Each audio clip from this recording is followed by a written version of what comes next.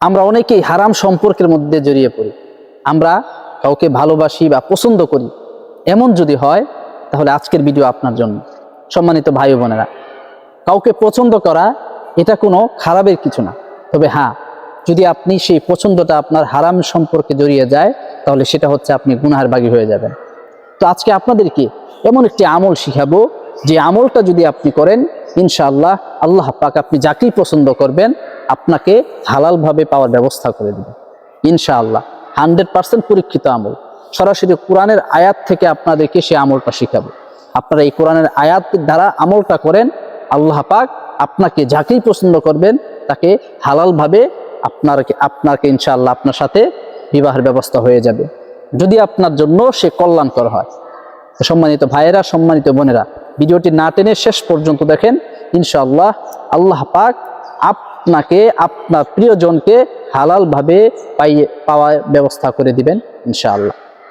আপনারা প্রত্যেক দিন, আমরা দেখা যায় অনেক সময় দেখেন আমরা বিভিন্ন মেয়ে বা ছেলেদের সাথে আমরা চলাফেরা করি, বা আমরা ছেলেকে পছন্দ করি অথবা কোনো মেয়েকে পছন্দ করি, কিন্তু তাকে বলতে পারি না। অথবা আমার বাড়ির সবাই রাজি কিন্তু মেয়ের বাড়ির সবাই রাজি কিন্তু মেয়েটা রাজি না, অথবা ছেলেটা রাজি না। এমন যদি পরিস্থিতি হয়ে যায় তাহলে এই আমলটা করতে পারেন, কারণ আপনি তো তাকে হালালভাবে পেতে চান, আপনি তো তাকে হালালভাবে পেয়ে আপনি তাকে বিবাহ করতে চান। এই পরিস্থিতি যদি হয় ইনশাআল্লাহ এই আমলটা করবেন। তবে হ্যাঁ, সাবধান, এই আমলটা কেউ অন্যায় কাজে ব্যবহার করবেন না। অন্যায় কাজে যদি ব্যবহার করেন তাহলে সেই গুনাহের ভাগী কিন্তু আমি হব না। আমি আগেই বলে দিচ্ছি, আপনার এই আমলটা অন্যায় কাজে ব্যবহার করবেন। এটা অনেক শক্তিশালী একটা আমল, যাদেরকে দিয়েছি সাথে সাথে ফলাফল পেয়েছে। এই জন্য যারা এই আমলটা করবেন হালালভাবে, অবশ্যই আমার কমেন্টে আমার অনুমতি নিয়ে নেবেন। আমার কমেন্টে লিখবেন অনুমতির জন্য, অবশ্যই ইনশাআল্লাহ হালালভাবে পাওয়ার জন্য আমি অনুমতি দেব। এবং প্রত্যেকটা আমলের জন্য, কাজের জন্য অবশ্যই একজন উস্তাদ প্রয়োজন, অনুমতি প্রয়োজন। আমি যেমন আপনাদেরকে যে আমলগুলো দেই সেই আমলগুলো আমি আমার উস্তাদ থেকে অনুমতি প্রাপ্ত, তেমনিভাবে আপনারা যে আমলগুলো করবেন অবশ্যই আমার থেকে অনুমতি নিয়ে দিবেন ইনশাআল্লাহ।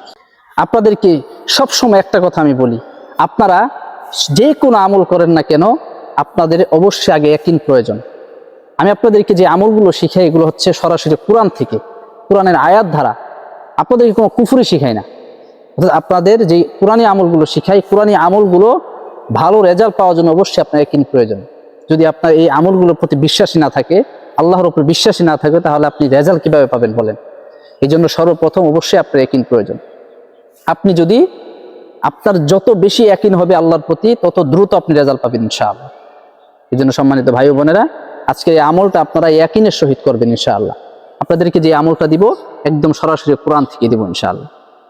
আপনারা আমলটা, নিয়মটা আপনাদেরকে বললামই, তারপর আরেকবার বলে দিচ্ছি।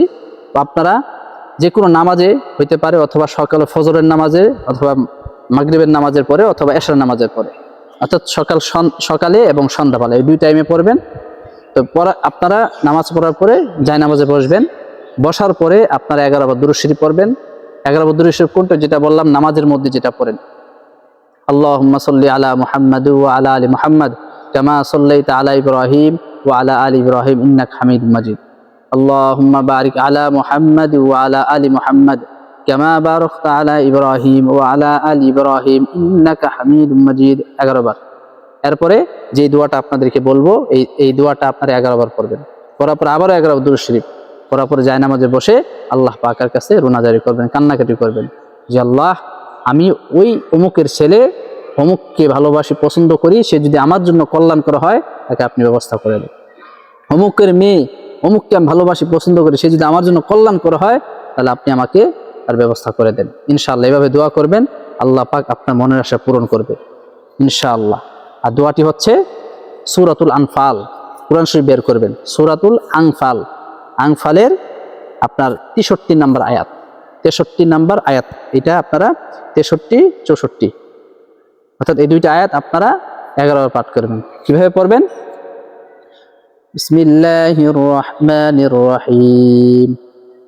ওয়াআল্লাফা বাইনা কুলুবিহিম লাউ আনফাকতা মা ফিল আরদি জামিআম মা আল্লাফতা বাইনা কুলুবিহিম ওয়ালাকিন্নাল্লাহু আল্লাফা বাইনাহুম ইন্নাহু আজিজুন হাকীম।